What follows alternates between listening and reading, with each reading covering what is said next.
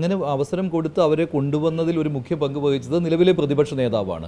ഇപ്പോൾ സമീപകാലത്തെ ഈ തെരഞ്ഞെടുപ്പ് ബൈ ഇലക്ഷൻ വിജയങ്ങൾ എന്ന് പറയുന്നത് അദ്ദേഹത്തിൻ്റെ ക്രെഡിറ്റ് ആയിട്ടാണ് കൂടുതലും കണക്കാക്കുന്നത്. കാരണം അദ്ദേഹമാണ് ഈ സ്ഥാനാർത്ഥികളുടെ കാര്യത്തിൽ ആ രീതിയിലുള്ള കടുംപിടുത്തങ്ങൾ പ്രയോഗിച്ചതുമൊക്കെ. അത് തോൽവി സംഭവിച്ചിരുന്നുവെങ്കിൽ അദ്ദേഹത്തിനെതിരെ വരികയും ചെയ്യുമായിരുന്നു. അപ്പോൾ സ്വാഭാവികമായിട്ടും പുതിയ പ്രതിപക്ഷ നേതാവ് എന്ന് പറയുന്നത് അദ്ദേഹം തിളക്കമാർന്ന പ്രകടനം കാഴ്ചവെക്കുന്നു എന്നുകൂടി ഉണ്ടല്ലോ. അപ്പോൾ ഈ സമീപകാലത്ത് വരാൻ പോകുന്ന തെരഞ്ഞെടുപ്പുകളിലും അദ്ദേഹം തന്നെ നയിക്കട്ടെ എന്ന രീതിയിലേക്ക് ഹൈക്കമാൻഡ് പോകുമല്ലോ. അങ്ങനെയാണല്ലോ, ജയിച്ചുകൊണ്ടിരിക്കുന്ന ആൾക്കാണല്ലോ എപ്പോഴും പ്രയോറിറ്റി.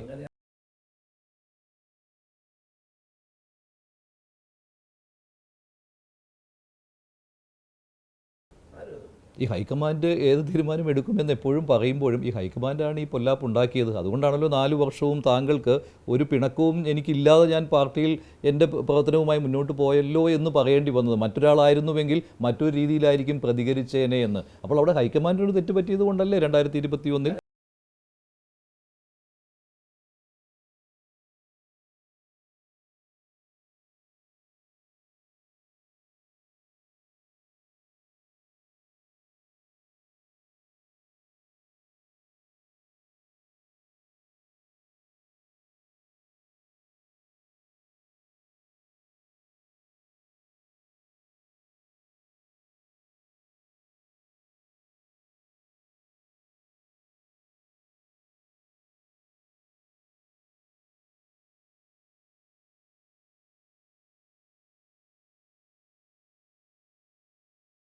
ഞാൻ ചില കേന്ദ്രങ്ങളിൽ നിന്ന് അറിഞ്ഞ ഒരു വിവരം കൂടിയാണ്.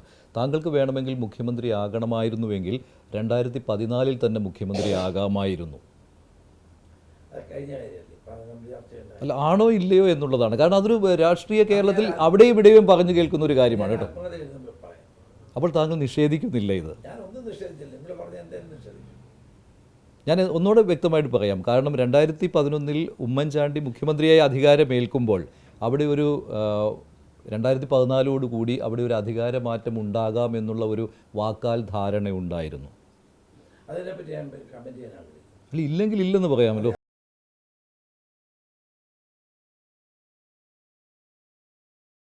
അപ്പോൾ അങ്ങനെ ഒരു ധാരണ